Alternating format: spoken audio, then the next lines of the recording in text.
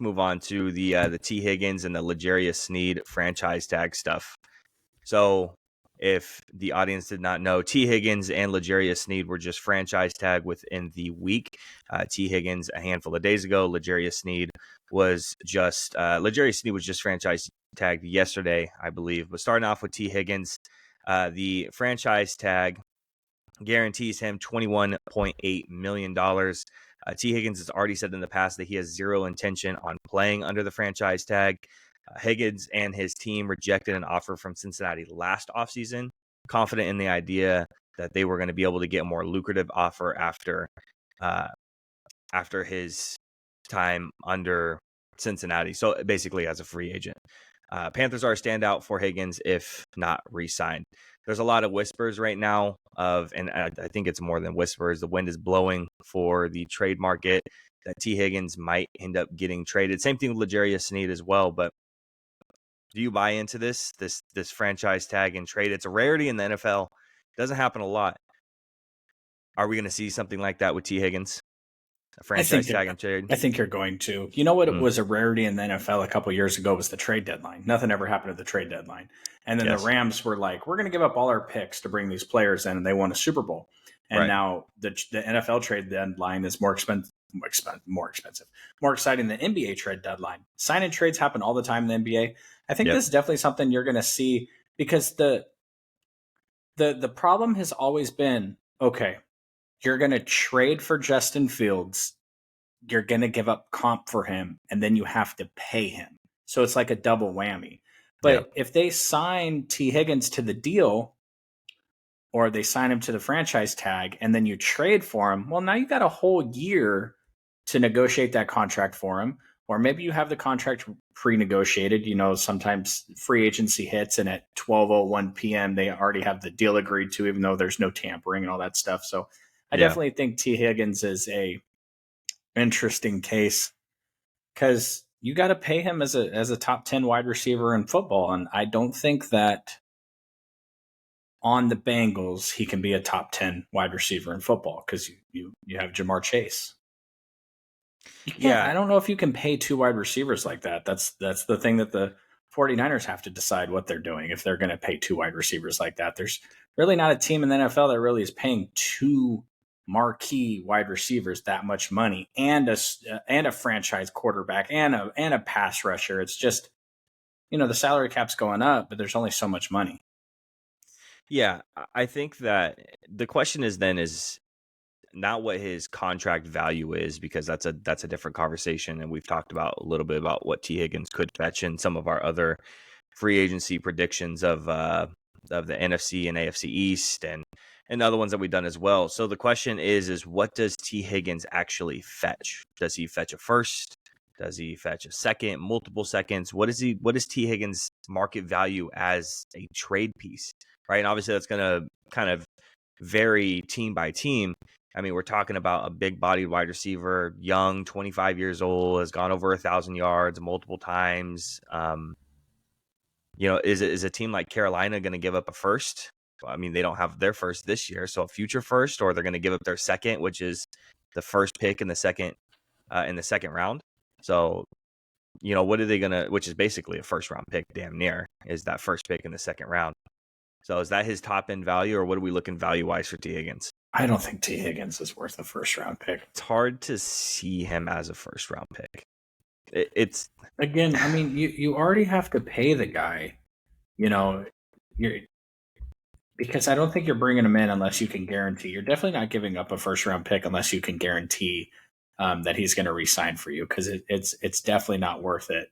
But he's had 2,000-yard seasons. Mm-hmm. He's got 24 touchdowns in his career. That's 6 a year, and he averages, I'm blind for the viewers. We're talking about like 60 receiving yards a game and a touchdown every 3 games. You're going to give that guy all the money. You're going to give him the bag and trade a first-round pick for him. Not to mention that, how good is he really? Like, he's out there with Jamar Chase and Tyler Boyd taking a lot of pressure off of him. Is he ready to be a number 1 wide receiver? Is he ready to be big time? if you look at his stats too from 2022 and 2021, which is his two best seasons and his highest graded seasons as well. I mean, you're looking at top 25 is like your fringe, top 20 in some of your stats, top 12 in touchdowns. I mean, you're not looking at anything insane. I mean, with targets, yards, receptions, those are all top. He's in the top 25. But are you trading a first round pick for a top 25 wide receiver? I don't think so. Right? I don't think that's the going market for him. Now, I could see Carolina trading that second round pick, right? I could see that, but past that, I don't think so, dude. I think that's I kind of mean, where. T. Higgins was the 45th overall ranked wide receiver by PFF this year. And I know that PFF's not the end all be all, even though a lot of people think it is, but Mm-hmm. 45th. I just,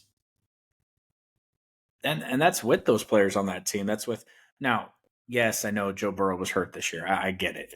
But Jamar Chase was still rated highly. Tyler Boyd's still doing what he does when he stays healthy. I just, for T. Higgins, can you guarantee me the production? Like, you're kind of paying a guy for what he might be. You're kind of paying a guy for what he might do.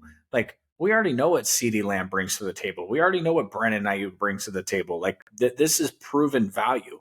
Like, T. Higgins is kind of like, can he be a top 10 wide receiver? We're going to pay Yeah, him as a top 10 wide receiver. Can he be a top 10 wide receiver? yeah, I that's the don't know. question. I think someone who doesn't have any questions is L'Jarius Sneed, who also got franchise tagged. The franchise tag is $19.8 million for the star corner, who has had fantastic seasons every single year that he's been in the league so far. I mean, he rookie season, super solid. 2022, probably his best year. 2023, was one of the top rated corners in the league and makes plays in the Super Bowl. I mean, we're talking about a guy who's a proven corner getting franchise tag. And on top of getting franchise tag in the same day, his agent asks the Chiefs if they can look for a trade partner, and the Chiefs grant it. Right? And now what this means is you don't want to. The last thing I don't want to hear anything about, you don't want to franchise tag Chris Jones. The last thing you want to do is franchise tag Chris Jones, because the franchise tag for an interior defensive lineman is different than Chris Jones' franchise tag. The franchise tag for Chris Jones is $10 million higher than the franchise tag for the typical interior defensive lineman market. So for everyone else, it's one thing. For Chris Jones, it's another, because his salary for last season was a lot higher. So you're not going to franchise tag for $10 million less if you're obviously making a lot more money than that. So the priority for the Chiefs is clearly to work out a long-term deal with Chris Jones and see what we can do with Sneed. If we can't do anything, we're going to move on with it. Right? We've seen them do this with multiple corners now at this point, letting them go, letting them walk, letting them do their thing. The Chiefs have a certain corner type, right? Long, rangy, physical corners. That's their type. Now, the one exception out of all that is Trent McDuffie, who they took Is in the their first best round. corner? Yeah. Right. That's their one exception, which they took in the first round. Outside of that, like Sneed and these other guys in the past that they've taken that have been really, really good, productive corners, they've taken late round flyers on who, again, match their prototypical what they want, and it's worked out for them. So now they're thinking, hey, as long as we have Patrick Mahomes and we have Travis Kelce and we have Chris Jones, I don't care what else happens. Right? We've done it in the past, and we're going to do it again, even though the players seem to think that the owners suck, and that the nutrition sucks, and that their family treatment sucks. And I don't know if you saw that, the NFLPA surveys that came out. Yeah, the Chiefs ranked second to last only to the Commanders in all categories except for coach. Andy Reid gets the highest coaching grade that you can get. Outside of that, everything else is pretty horrible. So I think there's a pretty good chance that Sneed gets traded. Now, once again, we're asking the question, one, how likely is it that the trade happens? And two, what's the market value for this? Because I think the market value for trading a top flight corner is pretty damn high. I mean, we're talking about I know it's L'Jarius Sneed doesn't have the name value that Jalen Ramsey does, but if you look at the production, it's pretty damn close. Multiple first round picks, Jamal Adams, which again, not a good trade, but fetched multiple first round picks. What are we looking at for Sneed? I mean, more than what if a team just signs him? You know what I mean? What is his value on the open market? I don't think the Kansas City Chiefs can play him, like pay him long term. It's with Hmm. we were just talking about this with the Bengals, how and take out Kansas City's like this is how they normally do things. Take that out. The Bengals can't pay two wide receivers. You can't pay Chase and Higgins. Nobody does that. That's just not something that everybody does. No teams have two corners except for the Cowboys. Cowboys had three this year randomly. No, most teams don't have that. You have one really good corner. 49ers had Charvarius Ward and then a Yep. whole host of hodgepodge. That's how most teams are. You know what I mean? It was Darrell Revis and hodgepodge. It's Yep. Jalen Ramsey and a bunch of other guys. So to have two corners, it's very rare. And I think L'Jarius Sneed is worth number one corner money. I think he's going to get number one corner money. And He I should. think that you would trade a lot. The Jamal Adams package would seem like a no brainer. I mean, you did that for a safety, really Yep. a linebacker, let's be honest. But the Yeah. I don't remember what the Jalen Ramsey um, It's multiple trade firsts, compensation was, but Jalen multiple Ramsey was firsts under and a third, contract. I believe. Yeah, that's the difference. Yeah. So it was multiple firsts and a third or fourth, I believe. I mean, if you can get L'Jarius Sneed for a first and a third, that seems like a no brainer, Oh yeah, yeah. especially if you're a back 20 team. You know what I mean?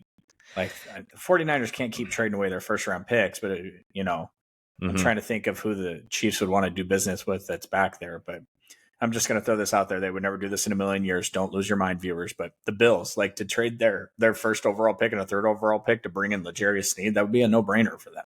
You know, and maybe if it's a high enough first, maybe you don't need to do a third. Maybe you do a first and a fourth because they're not going to pay him anyway. At least I don't think they can. Yeah, Most of I these mean, if teams you these look at, days believe pass rush first and then corner second. You already have McDuffie, so you got to give the money to Chris Jones. yeah, and I think what you want to look at too on top of that is so real quick, a contract projection for L'Jarius Sneed is 4 years, $64 million, $16 million annually per year, Yeah, $35 million run that. guaranteed. Right. So that's the common one that I was able to find there. A team I think is likely that could sign, I should say, is a team like the Cardinals. I think are a pretty good candidate, especially since they I have hope two not. first round picks. What's up? I said I hope not. Oh, you hope not. Yeah, I I hope mean, not. they have two first round picks, right? At the end of the day, they have those two first round picks. They have their high fourth overall, right? They're not going to trade that away. But I think it's the 25th, 6th, 4th, somewhere around that ballpark range. It's that mid to late 20s. Maybe it's 27th. Maybe that's actually what it is. Maybe that's what I'm thinking of.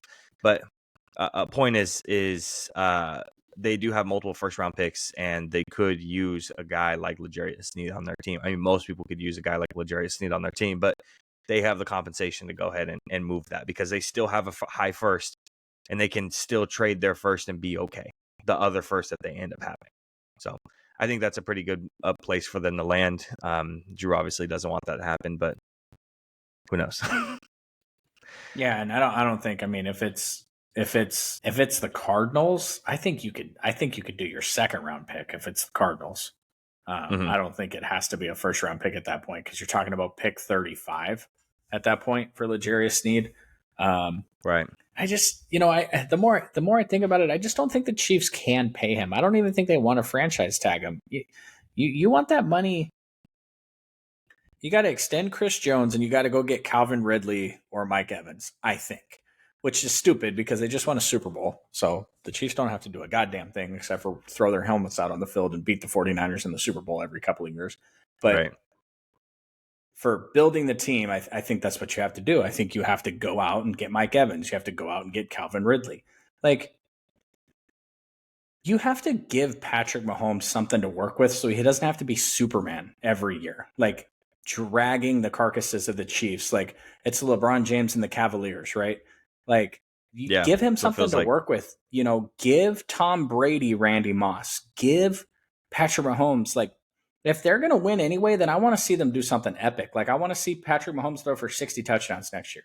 Like, if you're telling me the Chiefs got to win the Super Bowl or be in the Super Bowl next year, then I want to see them do something great. I don't want them to scuffle through the regular season and go 10-6 again and then turn it on in the playoffs. That's boring. I want to see something epic. Like, I want them to do something crazy. Like get Hmm. my man Mike Evans 30 touchdown receptions next year. Like let's just do something nuts. Yeah. I mean, if I gotta watch it, it might as well be entertaining.